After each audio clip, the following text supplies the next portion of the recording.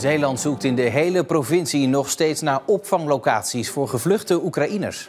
De vraag naar opvang van Oekraïners in Zeeland is nu weliswaar iets lager, maar dat kan binnen een paar weken zomaar veranderen. En verder in het nieuws vandaag. Gerechtshof buigt zich over oplichtingszaak. En wie bakt de lekkerste deegventjes?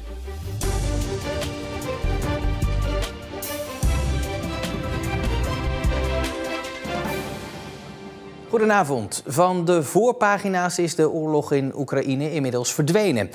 Dat wil niet zeggen dat er nog altijd vluchtelingen naar Zeeland komen. En dus ook dat de Zeeuwse gemeenten moeten blijven zoeken naar nieuwe opvanglocaties. Dat in oktober was er een oproep van de staatssecretaris om extra plekken met spoed te realiseren. Dat is bijvoorbeeld gebeurd in Breskens. En die spoedplekken, om het zo te zeggen, daar blijkt toch minder behoefte aan te zijn. Maar neemt niet weg dat er nog steeds Oekraïense vluchtelingen ook naar Zeeland toekomen. De opvang van Oekraïense vluchtelingen in Zeeland blijft dus nodig. Deze locatie wordt naar verwachting binnenkort geopend. In dit voormalige hotel in Terneuzen worden zo'n 50 Oekraïense vluchtelingen opgevangen. Maar voordat het zover is, moet er nog heel wat gebeuren. Technische zaken moeten nog op orde gebracht worden. Installeren van wasmachines, drogers. Er is een centrale keuken, daar moeten nog materialen geplaatst worden. En alle kamers moeten nog ingericht worden. De oorlog in Oekraïne woedt voort, dus blijven mensen vluchten. Het aantal vluchtelingen neemt dan ook niet af. Nee, zeker niet. Nee, het aantal neemt nog toe, maar hoewel minder dan dat we verwacht hadden op basis van die brief van de staatssecretaris. Dus in die zin iets minder naar Zeeland toe, of ik denk ook minder naar Nederland. Maar de oorlog woedt nog steeds in Oekraïne. Het wordt nu winter. We hebben ook de beelden gezien hoe de situatie daar is via de media. Dus er is nog steeds behoefte aan opvanglocaties. De vraag naar opvang van Oekraïners in Zeeland is nu weliswaar iets lager, maar dat kan binnen een paar weken zomaar veranderen. En het is moeilijk voor gemeenten om daar goed op in te spelen, want het voorbereiden van een opvanglocatie kost tijd. Bijvoorbeeld een planologische procedure, de communicatie met de omgeving, het inrichten van de plek zelf, het regelen van onderwijs. Er gaat best wel een heel proces aan voordat de locatie uiteindelijk gerealiseerd is. En dan moeten ruimtes komen als een functionerende keuken, toezicht, et cetera? Ja, uiteraard. De mensen moeten centraal, koken ze zelf centraal. We hebben toezicht 24 uur. En de hotelkamers, daar worden dus afhankelijk van hoeveel mensen erin kunnen, zoveel mensen komen erin. Niet alleen in Terneuzen, maar ook in andere Zeeuwse gemeenten wordt gekeken waar Oekraïners kunnen worden opgevangen. Het scheepvaartverkeer van en naar Antwerpen is gedeeltelijk ontregeld. Er wordt gestaakt door een aantal Vlaamse loodsen en de Vlaamse Redendienst. Inmiddels liggen er 50 schepen voor anker op de Noordzee die de haven van Antwerpen niet kunnen bereiken. Ook op de Vlaamse binnenwateren is er flinke hinder door acties bij sluizen. Vakbonden zeggen bij de VRT dat nieuw personeel betere arbeidsvoorwaarden krijgt dan personeel dat al jaren in dienst is. Een 64-jarige motorrijder uit Axel is vanmiddag overleden bij een ongeluk. Op de kruising met de Nieuwe Dijk en de Vaarstraat in Axel kwam de man in botsing met een auto. Hij werd op straat gereanimeerd en is vervolgens naar het ziekenhuis gebracht. Daar is hij overleden aan zijn verwondingen. Nog tot zeker morgenmiddag levert de kerncentrale van Borselen geen stroom. Dat is de verwachting van EPZ, de organisatie achter de centrale. Sinds dit weekend is er een defecte meetspoel, waardoor de beveiliging van de centrale is aangegaan en de stroom uit voorzorg is afgeschakeld. Volgens EPZ wordt er hard gewerkt aan een oplossing. De overstap die je maakte van Middelburg naar Den Haag was groot, maar ook belangrijk. Want als ervaren wethouder en ondernemer in een familiebedrijf bracht je een dosis praktijkervaring mee naar dit huis. Zeeuwse Kamerleden, zoals hier Chris Simons, namen vandaag afscheid van de Tweede Kamer. Later op de brede portefeuille Joba van den Berg. Beste Joba. Jouw afscheid van de landelijke politiek valt ongeveer samen met die van de premier.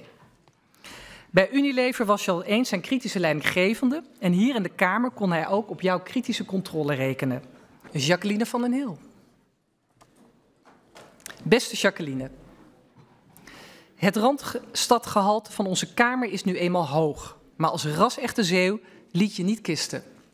Zelf vond je die afkomst heel belangrijk. Zo pleitte je bijvoorbeeld voor een jaarlijkse herdenking in de Kamer van de watersnoodramp.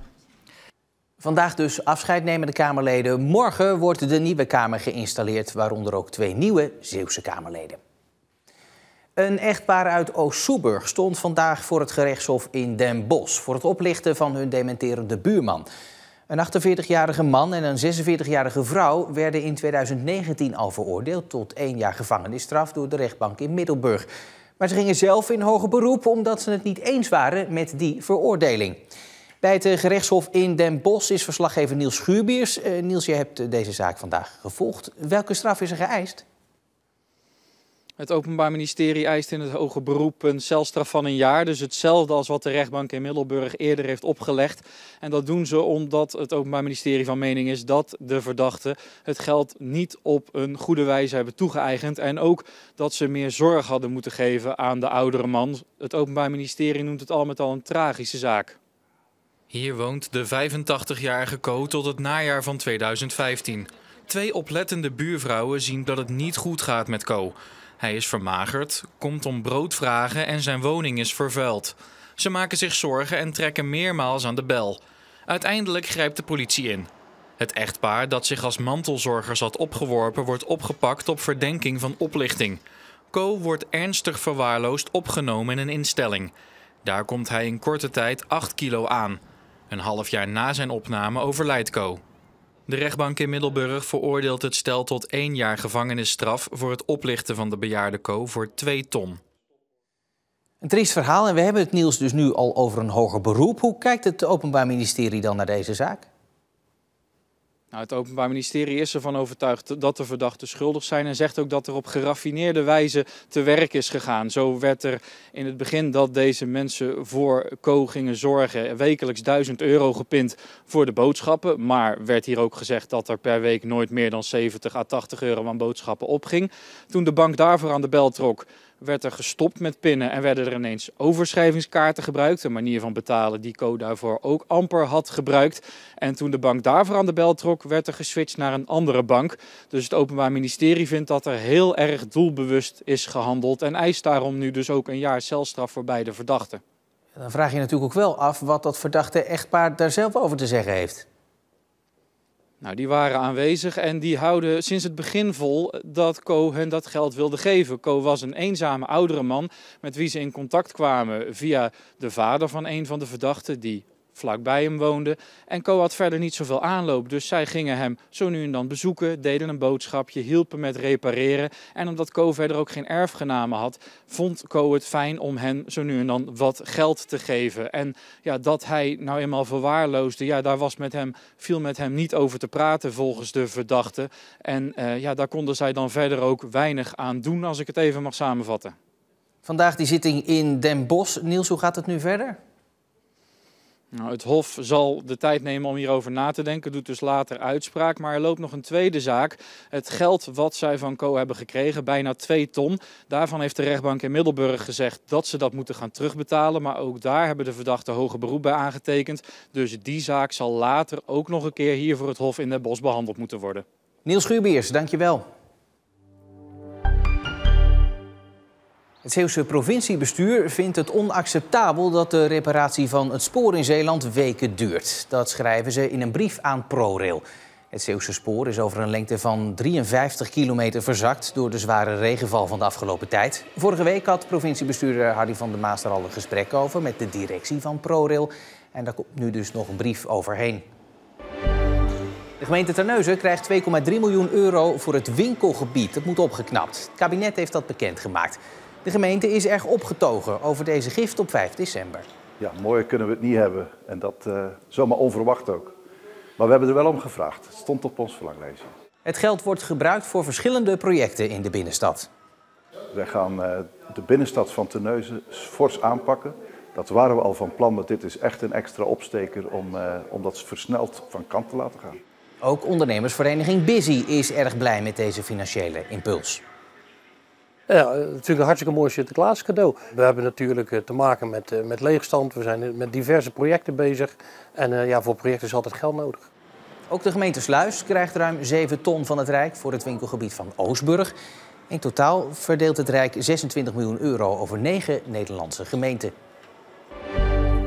In Middelburg was het afgelopen nacht al oud en nieuw. De Lange Jan bleef vanaf middernacht een kwartier lang slaan, met veel wakkere Middelburgers tot gevolg.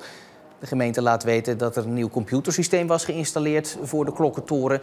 Maar de instellingen voor oud en nieuw waren per ongeluk op alle dagen terechtgekomen. En dat zou nu gecorrigeerd moeten zijn. En dan, het is pakjesavond vandaag. Voor veel mensen toch de tijd van pepernoten en marsepein. Maar in Zeeuws-Vlaanderen mogen daarbij zeker ook de deegventjes niet ontbreken. Vanmorgen werden in Goedemorgen Zeeland de inzendingen van 11 bakkers beoordeeld. Met een bijzondere uitslag tot gevolg. Als ik naar deze deegventer kijk, dat haalt me terug naar mijn jeugd.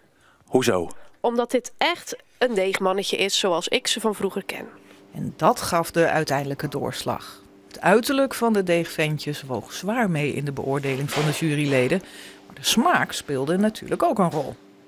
Ik heb hem alleen nog maar zonder iets geproefd. En dan denk je eerst, oh ja, het is inderdaad gewoon een kadetje. Maar dan komt de verrassing. Een lichte anijssmaak zit erin. Dit is hem dan, de winnaar van de tweede deegventercompetitie. Nee, hij komt niet uit Zeeuws-Vlaanderen en ja, hij is pas 16 jaar oud. Hij is nog niet eens officieel bakker van beroep, slechts een leerling. En had je ze wel eens eerder gemaakt? Nee, nog nooit.